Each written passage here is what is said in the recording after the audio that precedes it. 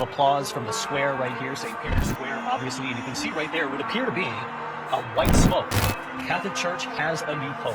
Faithful who have gathered here now wait for word on who this new pope will be.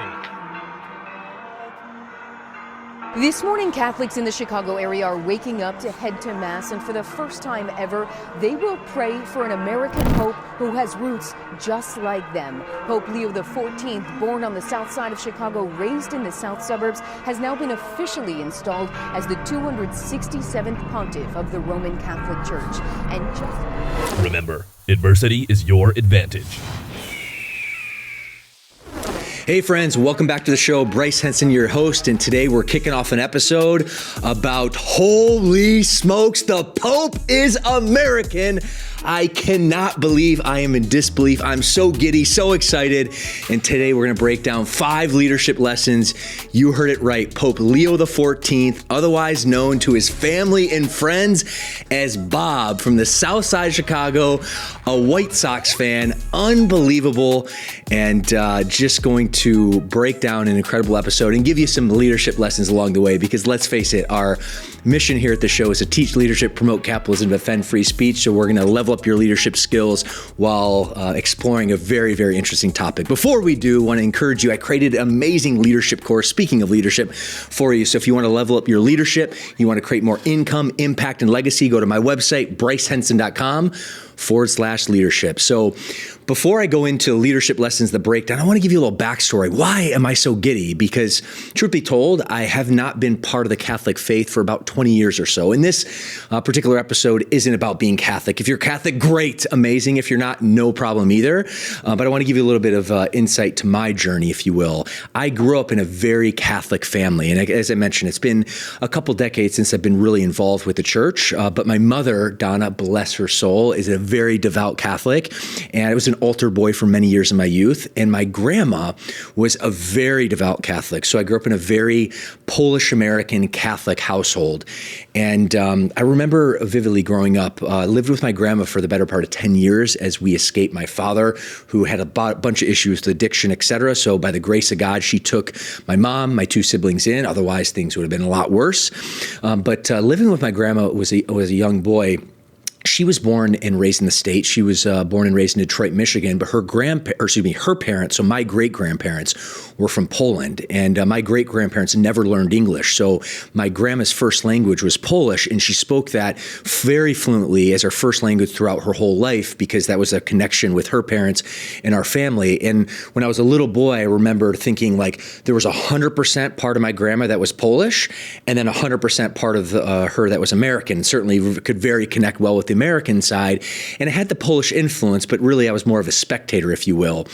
And why this is so interesting is when I was growing up in the 1990s, living with her, like later part of 80s into the 90s, Pope John Paul II was the first Polish pope, and I think the only Polish pope to date. And he was a well-known, well-loved pope throughout the world, but very specifically, it was very, very meaningful and impactful for my grandma, because there she was, a Polish lady. And I just remember her vividly reading and praying her rosaries and watching John Paul II. She actually met him in 3 person. She pilgrimed to Poland and was just really a devout Catholic and loved and adored him. So saw him in person a few different times. But I remember her, praying her rosary, watching John Paul speak to her Polish, do her Polish prayers. And I just thought from the outside, I was looking in, that was very interesting. There was a deep level of connection there that still I'm very vivid about this, nearly 30 years later, and very different than my wife, who's from Brazil, also a very Catholic, family and upbringing. In fact, I just saw this data. 4 of the top most heavily populated countries with Catholics are the U.S., Brazil, the Philippines, and then Mexico, all 4 countries that I have a love and deep connection with.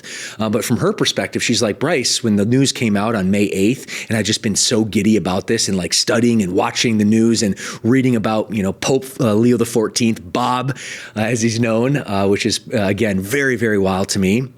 when I was talking with her about it, she's like, yeah, I never actually, put it together that, even growing up in the Catholic Church, that the Pope could be Brazilian. I never really put that together. And I probably wouldn't have put it together either if it wasn't for that deep experience that I had with my grandma. But I remember vividly my grandma turned to me saying, Bryce, I love John Paul II. He's an incredible Pope. He's an incredible Pope for humanity and for all people, first and foremost, but a very special connection with me and our family because he's Polish, which is amazing. And the first Polish Pope, sadly, we'll never see an American Pope. I said, Grandma, why not? And she's like, well, the Catholic faith is, thousands of years old. It's rooted in Europe, in the Vatican, in, Italy. So very European at the foundation. And the chances are very, very slim. It's just not going to happen. So this is a really cool experience. We can celebrate together Pope John Paul II, being that you have Polish heritage. So that was my foundation. And that was the thought. And also, too, being an altar boy, it was just kind of like belief, if you will, common knowledge, or at least perceived knowledge, that the Pope of the Catholic Church, one of the most influential churches, which has definitely seen a decline in terms of attendance, but still, nearly 1.4 or 5 billion Catholics in the world, very, very influential. I never thought I'd see a day where the Pope was American, and that was just kind of common nomenclature, especially growing up a boy in the Midwest in the Catholic Church. So that all said, that's the backstory. And this is why it's such a big deal for me specifically, but also for the world. And I'm not unique in this particular story, but a little bit about Bob Prevost, as he was born, or I guess Robert Francis Prevost, known as Pope Leo XIV, who was just ordained the Bishop of the Vatican, the Pope of the Catholic Church on May 8th of this year. So his early life, he grew up in a very devout Catholic church in the suburb of Chicago called Dalton, which is about 300 miles from where I grew up. And he's a Midwestern guy, salt of the earth dude. And he has two older brothers. One lives in Florida, one lives in Chicago. When he's about 13 years old, he moved to the state of Michigan for pre-seminary high school. So if you can believe it, the plot thickens even further. I grew up in the Midwest, in Michigan specifically. So Pope Leo and I went to high school in the same state, which is cool. Then he shifted gears and he moved to Villanova. I want to say Villanova's in Philadelphia. You can fact check me on this. The East Coast, I believe it's Philadelphia. But he graduated from Villanova in 1977 with a degree in mathematics. And then he had his master's of divinity from Catholic Theological Union in Chicago. Very, very well educated. He ended up getting a doctorate in Rome in 1987. And in 1977, he decided to join the Order of the St. Augustine priest, if you will, where he was ordained an actual priest in the Catholic Church in 1982. And this is where the plot thickens, and it really, really gets interesting because a lot of his foundational early development life was here in the States, in the Midwest, and then, of course, going to Villanova, but he's a Midwestern born and bred. But then after he was ordained a priest in 1982, shortly thereafter, I want to say 1985, he moved to Peru, and he did a lot of missionary work in Peru, and he lived there for the better part of 2 decades. So you'll hear me give some leadership lessons, but the Peruvian people, they adopted him as one of his own as well. So really, really inspiring as well. He speaks 5 languages, English natively, Spanish extremely, extremely well, Italian extremely well, French extremely well, all fluent in all 4 languages. I've heard he's fluent in Portuguese, but in other reports he's conversational, as well as German as well, and then also speaks a dialect of the Peruvian people. So very, very well-traveled, very, very intelligent for that matter, and just a normal dude. Loves tennis, likes the game Wordle, and I was talking with my dear friend Isaac, who's shooting this, my videographer, and he's a Chicago Bulls and Michael Jordan fan as well. So I watched a clip of him last week at the 2005 White Sox World Series, like in White Sox Stadium, cheering on his team. Just a normal dude. Now, 20 years later, is the Pope of one of the most influential organizations in the world, which is just mind-boggling. So all that to say, hopefully that backstory, fired you up a little bit, created some connection points. And now I want to get into the 5 leadership lessons I've learned from Pope Leo XIV. otherwise known as Bob. So number one leadership lesson is leaders, they blaze new trails. At the end of the day, that's what leadership it is. You are leading, you are breaking barriers, you are casting vision, you are moving in uncharted territory. That is the definition of what a leader does, so that his followers can follow in that path. And another example of this, when I was putting together my notes for this particular podcast episode, happened a year before Bob was born, or Pope Leo XIV was born. On May 6, 1954, about 18 months before he was born, a gentleman named Roger Bannister from England broke the 4-minute mile. And before that, it was thought there is no way that a human body can run 1 mile in under 4 minutes. Physiologically, it just can't happen. Your body's going to break down, your bones are going to crack, your joints are going to tear. That was the common thought, until it was proven wrong. When Roger Bannister took the race on May 6, 1954, and he broke the 4-minute mile, and that was a paradigm shift. He was a trailblazer. And then as the story goes, which there's a lot of false nomers out there, but within 24 months, 5 other people broke the 4-minute mile as well. So what I learned from Pope Leo XIV is he's a trailblazer, unorthodox in many ways, born in Chicago, first American Pope, but really inspired me and inspired a lot of the world. I would imagine when I look back in the States here, probably something very similar when Barack Obama in 2008, I believe, was elected president of the United States, first Black American. Very, very inspiring as well. So leaders, they blaze the trail so that way followers can follow. And that is leadership lesson number one that I've derived from this world-breaking experience, I guess so, earth-shattering news, if I say that right. Leadership lesson number two. Good leadership leads with empathy and not from an ivory tower.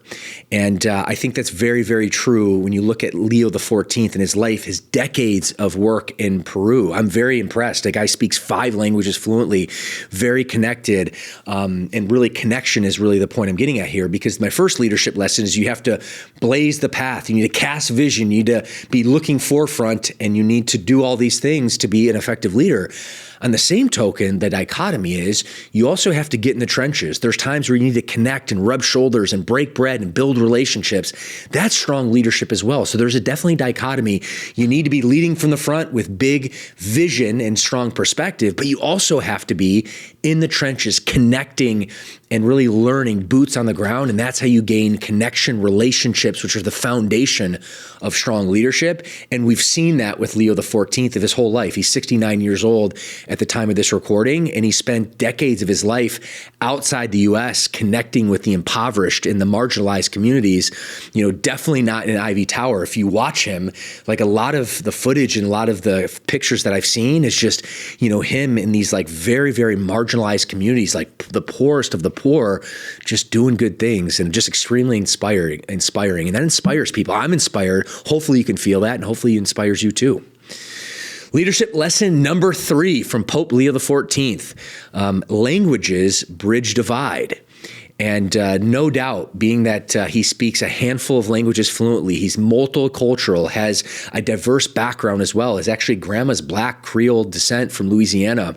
But going back to the language aspect, language is a great connector. And I definitely know that the pedigree of him speaking English, which is the world's strongest language, the world's most spoken language is a second language, Italian, which is a language of the Catholic Church in the Vatican, and then Spanish, which is an extremely well-known language throughout the world.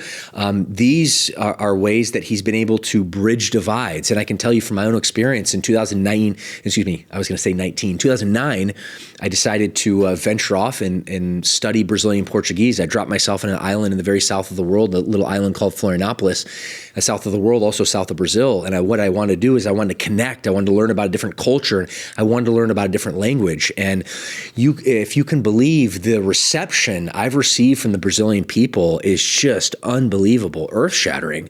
There's no expectation for an American guy who speaks the most powerful language in the world to go to Brazil and speak Portuguese. In fact, English is the most popular or most spoken language as a second language, right? However, What I've learned is by me being able to speak the language and gain fluency, I'm a slow study. It's taken me since 2009 and I'm still going strong, but I'm happy to report that I'm conversational fluent in the language. But what I can tell you is that's allowed me to connect with my family, my friends, the community of Brazil, and it's such a deep level. And then for me to have influence on them, and then also for them to have influence on me. So my call to action, and another example of this would be, you're going to find this funny, or might at least, I communicate in Tagalog, which is the official language of the Philippines, every single day. Now you might be thinking, Bryce, you speak Tagalog fluently as well? No, I do not speak Tagalog fluently. I can say a handful of words, but my assistant, and if we have a few team members on our team here at Fit Body Bootcamp that are from the Philippines, I know, thank you, salamat po. And at the end of the day, that's not that much, but by me speaking that and writing that to my assistant every single day, what that does is that breaks down a barrier that opens up a connection point, and language can do that very, very well. So we learned that from Pope Leo XIV. The guy speaks 5 languages. No doubt that's helped him with his influence in connecting with people. So my call to action for you as a leader is learn a second language, absolutely. Or if you're like, you know what, that's just out of the cards, that's the focus. Can you learn one word in as many languages as possible? So that way, when you're out and about, when you're traveling, when you meet someone, you can connect and embrace someone or greet someone in their language. That's extremely powerful. Also, too, are you curious? Can you learn about other people's backgrounds, their countries, their cultures? Especially, if you live in the States, we're blessed here. We have access to so many different, people from all across the world. Again, I'm talking with Isaac, his family's from Mexico. Like, how much depth, how much, culture does he have? So much to learn from me. And for you as a leader, that is your call to action. Get curious, create connection, learn a language, or at least learn a few words in another language. A very small effort can go a long way in terms of connecting and building influence, which is really what leadership is about. So that's lesson number 3. Lesson number 4, along the same lines, but adapt and learn through travel. Travel is by far the biggest, perspective and game changer on the planet from my lens. And I'm a strong believer that leadership is perspective and perspective is leadership. If you want to be a strong leader, you need to have different perspectives. You need to have the highest perspective. You're seeing, you're casting vision. But you also have to be in the trenches. You have to have deep perspective. In fact, I was talking to one of our franchise business coaches who oversees our nutrition program, Coach Darylyn, who's been a Fit Body client. She's been a Fit Body owner. She's also a Fit Body coach, and now she, leads our nutrition coaching, and she's also, incredible business coach. We're going through some adjustments and changing in our coaching here at Fit Body Bootcamp, which is the franchise that I oversee. And one of the things before we're making changes, I'm going to reach out to her, and I had an hour conversation with her and 2 other leaders to get her feedback, like boots on the ground. What's going on here? Getting more perspective. So all that to say, though, bring this back to travel, which is the essence of leadership, because it provides perspective, is you need other perspectives. And when you travel, what it does is, number 1, it gives you an incredible amount of perspective and confidence. When you see new things, when you meet new people, when you experience different cultures, it creates a deep level of confidence in you. The other thing it does is it creates a deep amount of humility, because you think to yourself, you know what? The world doesn't revolve around me. And when you have that moment, when you realize that the world doesn't revolve around you, at the same token, you're challenged to learn as much about the world as possible, that's a really good thing to do. And that's a really great experience to have. So I feel blessed. I learned that lesson on May 18th, 2004, when I put myself on a flight from East Lansing, Michigan to Narita Airport, which is in Tokyo, Japan. And I did a study abroad program, and I kicked and screamed. I didn't want to go to Asia. I wanted to go to initially Greece, was my first choice in study abroad programs, then Argentina. As it turns out, Asia was my 3rd choice, but it fit with my credits. So it made most logical financial and academic sense to go. And I resisted it, but I decided to, you know what? Why not? Let's go. And I'm telling you, that trip changed my life. It changed my perspective on everything. And that's what travel does. And that's what it can do for you. So now, being 41 years old at the time of this taping, I've been to 41 countries, and I have a commitment to myself to see a new country every year. And no, I'm not talking about going to Cabo San Lucas or Cancun, Mexico. That's great. Go there. Amazing time. Everyone needs a vacation. Relax. Have some R&R. That's not a traveling trip, okay? That's a relaxing destination trip. I'm talking about going to the favelas of Rio de Janeiro, going to the slums of Bogota, Colombia, like seeing the world for what it is. That gives you massive perspective, that enriches your life, and it creates incredible influence in your servantship of others, which is really, at the end of the day, when you break it down, that's what leadership is all about. So just like we saw from Pope Leo XIV, who's lived in the United States, he's lived in Peru, he's lived in Italy, and maybe other countries as well. I know a decent amount of his life journey, not all of it, but there's no doubt that's made him a better person, and it's helped him gain perspective, and now on a world stage have the perspective to lead the Catholic Church with 1.4 billion followers, and then have influence on many other people that are not Catholic as well. And leadership lesson number 5 to round us out is strong leadership is grounded in mission and purpose. And Pope Leo XIV is an Augustinian, which is a very specific order within the Catholic Church. And Augustinians emphasize deep mission and purpose and service, humility, which is rooted in his faith. In fact, when he accepted the papacy, if I can say that right, on May 8th of this year, just very recently, this past month, his adopted mission and motto in Latin is, "In one, we are one." And clearly, he's a very mission-driven, purpose-driven individual. He has a calling from a deep level from God, and that's his authority. And having a mission is extremely, extremely influential in leadership. People are drawn to people that know what they stand for, that have a mission, that have a purpose, that are going somewhere. And for me, what I've learned about myself through trial and error, through the good, the bad, the ugly, through a lot of reflection, my core value is freedom. My personal mission is to teach leadership, to promote capitalism, and defend free speech. I look at these things from these 3 lenses. Leadership is always the problem, it's always the solution. Why I love fitness, if you think about it, why I'm the CEO of Fit Body Bootcamp, or at least why I have such passion for it, is because at the foundational level, when you inspire fitness, when you help someone with their fitness, that's the best form of self-leadership. So absolutely mission critical and woven in my spirit. Capitalism, it is the vehicle that has produced the most human prosperity in the world, if you look at it objectively and from a data perspective. And this is why I'm so passionate about helping entrepreneurs. From Fit Body Bootcamp, where I have a couple hundred franchise partners who are entrepreneurs in the trenches, serving humanity, serving fitness, helping themselves, their teams, their people, their clients become better leaders, and then making a change and really supporting a prosperous type of economy. I love entrepreneurs. I run a virtual mastermind with my 2 business partners, Bedros Koulian and Jay Redmond, called Legacy Tribe. Legacy Tribe memberships, they're hungry for business development because capitalism is the vehicle of prosperity. So I'm a huge supporter of this. And then lastly, freedom of expression. I am very, very anti-violence and conflict. Sometimes it has to occur, of course. You'd rather be a warrior in a garden than a garden in a war. So peace through strength. But peace is what I lead into, and how you are able to connect and live in a peaceful environment is through healthy debate. Because let's face it, you're not going to agree with me on everything. I'm not going to agree with you on everything. That's just human nature. But if we can talk it out, if we can have a free platform from dialogue, what I firmly believe is the best ideas rise to the top and bad ideas die if you have an environment of freedom expression. The opposite is also true. So for me, that's my mission. That's my purpose. And it's contagious. It's influential. When I'm looking at Pope Leo XIV and seeing his conviction, seeing his mission, his purpose, I told Tatiana the other day, whether this happens or not, I was like, you know what? He's inspired me. Maybe I need to take a look back and maybe get more reconnected with my faith and the Catholic Church. Whether that happens or not, I'm not sure. But what I'm here to tell you from a leadership perspective, when you're grounded in mission, when you're grounded in purpose, that's number 1, it's going to leave you fulfilled. It's going to leave you on fire. And number 2, it's going to increase your influence, which is at the foundation of leadership. And when you increase your influence, you can create more impact, you can create more income, and you can create more legacy, which is the name of the game, my friends. So I hope you got a ton of value from this episode. You're pumped up, whether you're Catholic, whether you're not, whether you believe in God, whether you don't.